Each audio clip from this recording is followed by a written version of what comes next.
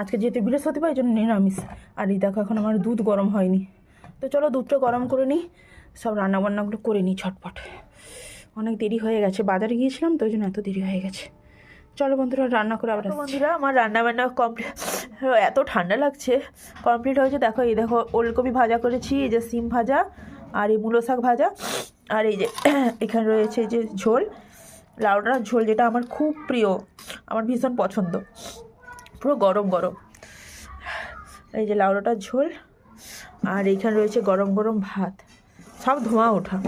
এক্ষুনি আমি খেয়ে নেবো, আমি আর ছেলে করে, না হলে ঠান্ডা হয়ে গেলে না আমার আর কিছু খেতে ইচ্ছে করে না।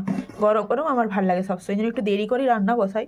1:30টা বেজে গেছে, তো চলো রান্না বান্নাগুলো হয়ে গেছে, এবার খাওয়া শুরু করো। বন্ধুরা ছেলেকে খেতে দিয়ে দিয়েছি, তো এবার আমিও খেয়ে নেবো একসঙ্গে, মার ছেলে খেয়ে নিই চলো, তারপরে একেবারে লম্বা একটা ঘুম দেবো, বাসন টাসন সব গুছিয়ে।